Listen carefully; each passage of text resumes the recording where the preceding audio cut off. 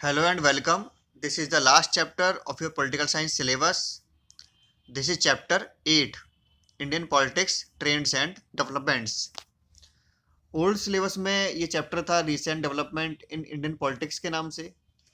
और चैप्टर के नाम के अलावा इस चैप्टर के कंटेंट में भी मेजर चेंजेस किए गए हैं। तो इस चैप्टर में हम डिस्कस करेंगे एरा ऑफ कोएलिशन के बारे में, जिसमें हम बेसिकली डिस्कस करेंगे नेशनल फ्रंट गवर्नमेंट के बारे में और यूनाइटेड फ्रंट गवर्नमेंट के बारे में।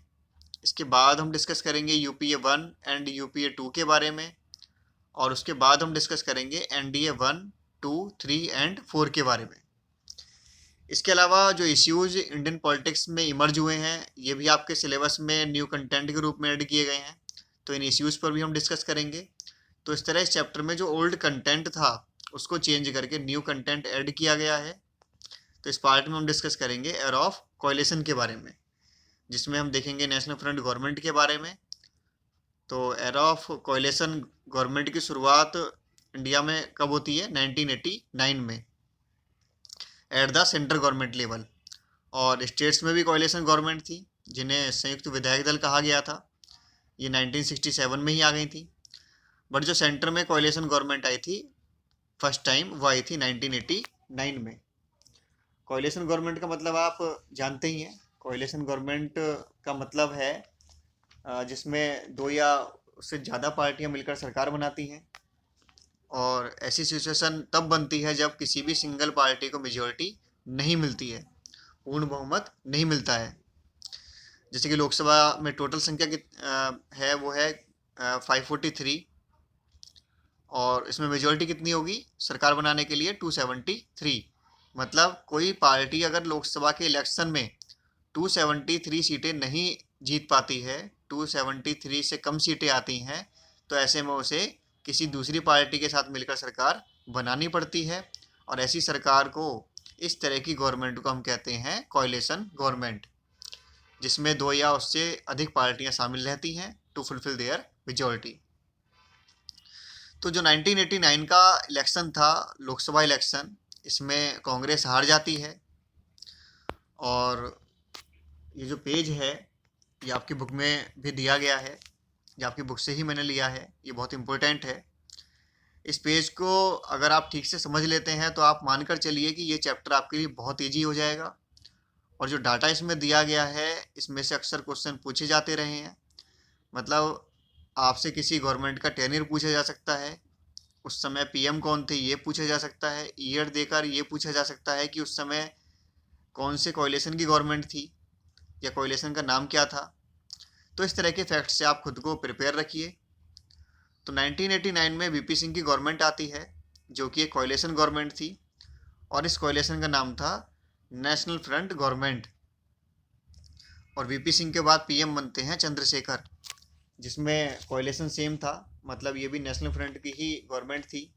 लेकिन चंद्रशेखर की सरकार भी फेल हो जाती है और मिड टर्म इलेक्शन कराए जाते हैं 1991 में, जिसमें कांग्रेस पावर में आती है और पीवी नरसिंह राव पीएम बनते हैं। और ये सरकार अपना टेन्योर पूरा करती है 1996 तक का। और 96 के इलेक्शन में फिर से किसी भी पार्टी को मेजॉरिटी नहीं मिलती है। इस इलेक्शन में बीजेपी सबसे बड़ी पार्टी के रूप में उभर कर आती है और बीजेपी सरकार बनाती है। श्री अटल बिहारी वाजपेयी जी पीएम बनते हैं। लेकिन ये पार्टी अपनी मेजॉरिटी साबित नहीं कर पाती है, जिसके कारण सिर्फ 13 दिन में ही बीजेपी की सरकार गिर जाती है। And after this opposition came together and form the United Front. And United Front makes the government under the prime minister H D. Deve Gowda. Atal Bihari Vajpayee ji की 13 दिन की सरकार के बाद अस्तित्व में आती है यूनाइटेड फ्रंट गवर्नमेंट, जिसमें एच.डी. देवगौड़ा पीएम बनते हैं। लेकिन कुछ समय बाद ही किसी वजह से एच.डी. देवगौड़ा को भी पीएम पद से हटाया गया और दूसरे पीएम आई.के. गुजराल इसी यूनाइटेड फ्रंट से बने। और ये गवर्नमेंट भी अपना टेन्योर पूरा नहीं कर पाई और फिर से जो है मिड टर्म इलेक्शन कराने पड़े 1998 में, जिसमें बीजेपी फिर से सिंगल लार्जेस्ट पार्टी के रूप में उभर कर आती है और अब इसमें एनडीए अलायंस बनता है, लेकिन एनडीए अलायंस किन्हीं वजह से मेजोरिटी नहीं ले पाता है और ये सरकार भी गिर जाती है सिर्फ 13 महीने में। और फिर से मिड टर्म इलेक्शंस होते हैं 1999 में, और इस बार बीजेपी के एनडीए अलायंस को फुल मेजोरिटी मिलती है और श्री अटल बिहारी वाजपेयी जी तीसरी बार प्राइम मिनिस्टर बनते हैं। और ये गवर्नमेंट अपना टेन्योर पूरा करती है 1999 से 2004 तक।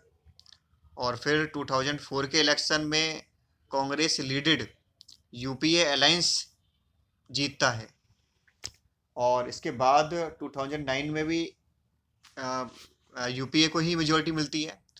और इसके बाद 2014 के इलेक्शन में, जैसा कि आप जानते ही हैं, एनडीए जो कि बीजेपी का अलायंस है, इसे जीत हासिल होती है और मोदी जी प्राइम मिनिस्टर बनते हैं।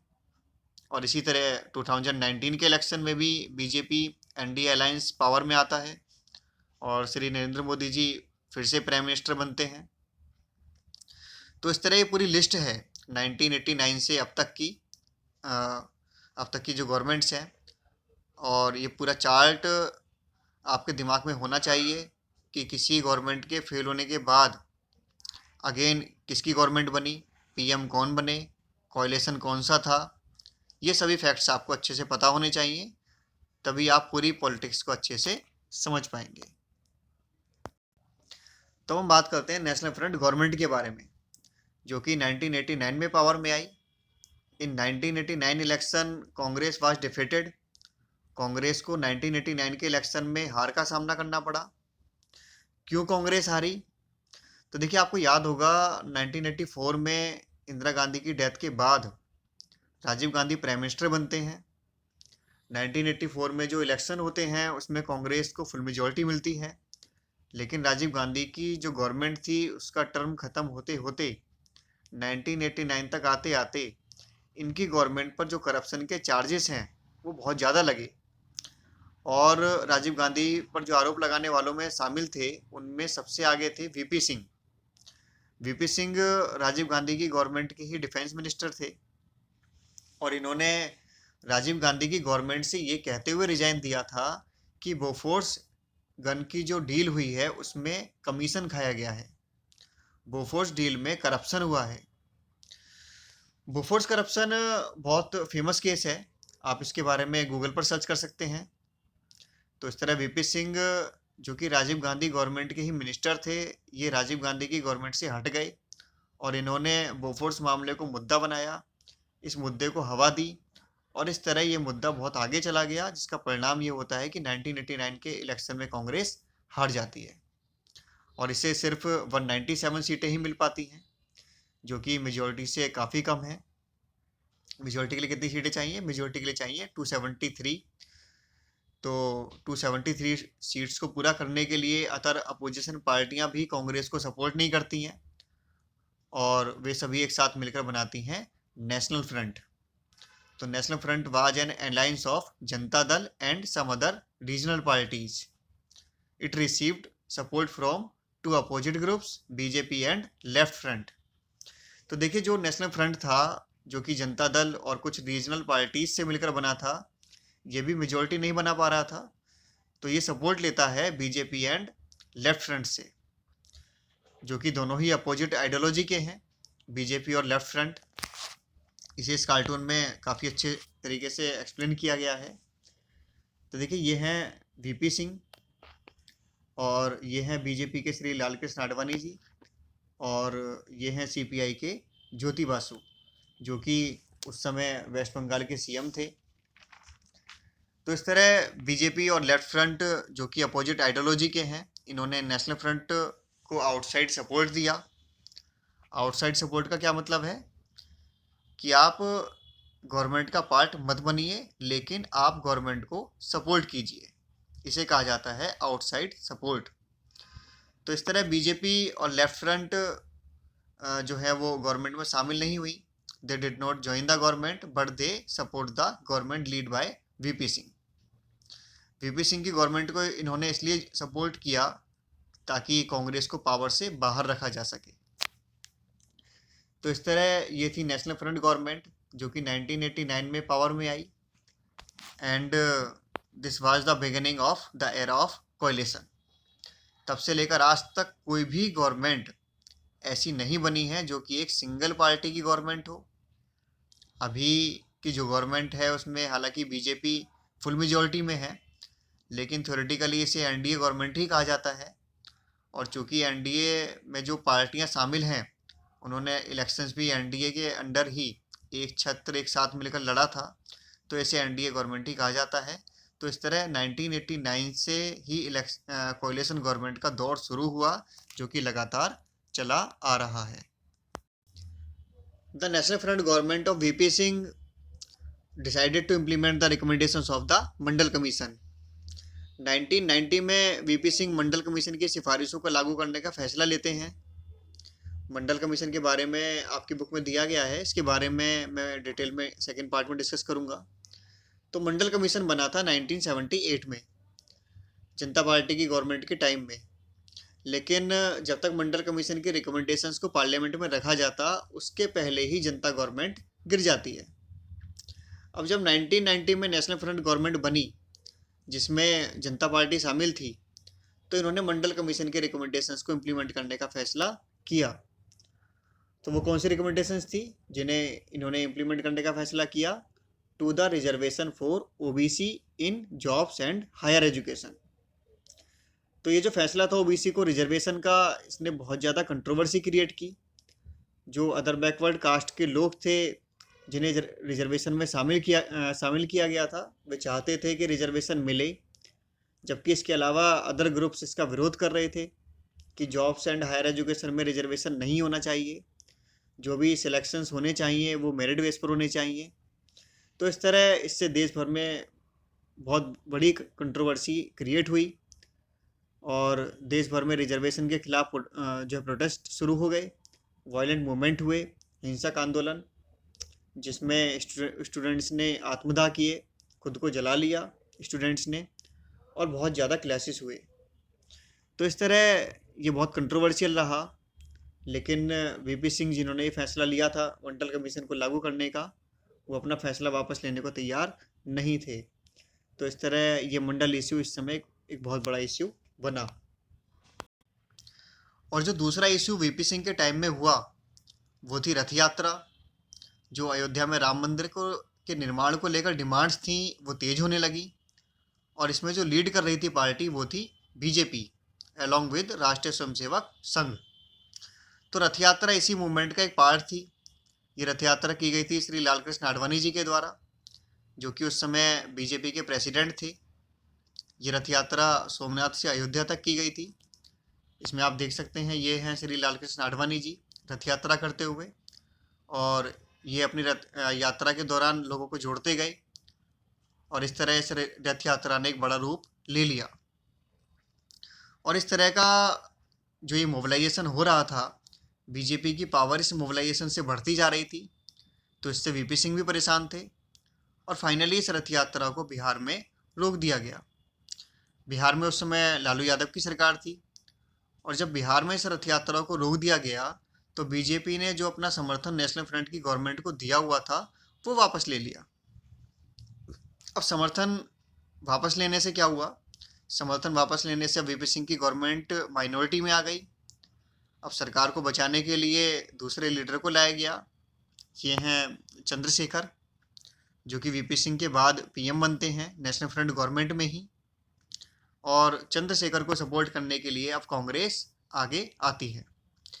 देखिए यहाँ पर है वही नेशनल फ्रंट, लेकिन अब यहाँ इसे कांग्रेस अपना सपोर्ट देती है। कांग्रेस ने यहाँ सपोर्ट क्यों दिया? क्योंकि कांग्रेस नहीं चाहती थी कि बीजेपी को किसी तरह का माइलेज आगे मिले, क्योंकि बीजेपी यहाँ बहुत तेज़ी के साथ राइज हो रही थी because of the Ayodhya issue. तो इस तरह यहाँ अब कांग्रेस सपोर्ट करती है, लेकिन इनके बीच भी क्लैशेस बन जाते हैं, और सिर्फ 7 महीने में ही कांग्रेस भी अपना समर्थन वापस ले लेती है, और नेशनल फ्रंट चंद्रशेखर की सरकार गिर जाती है। और इसके बाद 1991 में ही मिड टर्म इलेक्शन कराए जाते हैं। तो इस तरह नेशनल फ्रंट की गवर्नमेंट में 2 प्राइम मिनिस्टर रहे। पहले वीपी सिंह, जिन्हें बीजेपी ने आउटसाइड सपोर्ट दिया था, और दूसरे चंद्रशेखर, जिन्हें सपोर्ट कांग्रेस ने किया था। तो इस तरह आप यहाँ समझ सकते हैं कि किस तरीके की पॉलिटिक्स यहाँ पर हो रही थी। यहाँ आइडियोलॉजी से कोई मतलब नहीं है, मतलब सिर्फ इस बात से है कि आपका इंटरेस्ट किस में है। अगर आपका इंटरेस्ट फुलफिल हो रहा है तो आप आइडियोलॉजी को दरकिनार करते हुए सिर्फ सेल्फ इंटरेस्ट को ध्यान में रखकर वैसी ही पॉलिटिक्स यहाँ पर की गई। तो इस तरह 1989 के बाद 91 में ही मिड टर्म इलेक्शन कराने पड़े, सिर्फ 2 साल के अंतराल में ही फिर से इलेक्शन कराने पड़े। और 91 के इलेक्शन में जब कैंपेनिंग हो रही थी तो उसी समय राजीव गांधी की हत्या कर दी जाती है। लिट्टे नाम का एक जो टेररिस्ट ऑर्गेनाइजेशन था श्रीलंका में, उसके द्वारा राजीव गांधी की तमिलनाडु में हत्या कर दी जाती है। और इसके तुरंत बाद इलेक्शन हुए तो कुछ सिंपैथी कांग्रेस को मिली। इसके अलावा दूसरा फैक्टर ये भी था कि जनता ने नेशनल फ्रंट की जो कोalition गवर्नमेंट थी उसको भी देख लिया था कि ये जो कोalition है ये ठीक तरीके से चल नहीं पाते हैं। तो इस तरह कांग्रेस फिर से 91 में मेजॉरिटी के साथ पावर में आती है और कांग्रेस अपनी सरकार बनाती है। PV Narasimha Rao prime minister बनते हैं। ये हैं पीवी नरसिम्हा राव जो कि प्राइम मिनिस्टर बनते हैं और ये गवर्नमेंट अपना टर्म पूरा करती है टिल 1996। 96 में फिर इलेक्शन होते हैं और इस इलेक्शन में क्या हुआ, इसके बाद क्या हुआ, इसके बारे में हम डिस्कस करेंगे नेक्स्ट वीडियो में, जिसमें हम डिस्कस करेंगे यूनाइटेड फ्रंट गवर्नमेंट के बारे में and main features of coalition politics in India. तो जल्द मिलते हैं नेक्स्ट पार्ट के साथ। Thanks for watching, bye bye.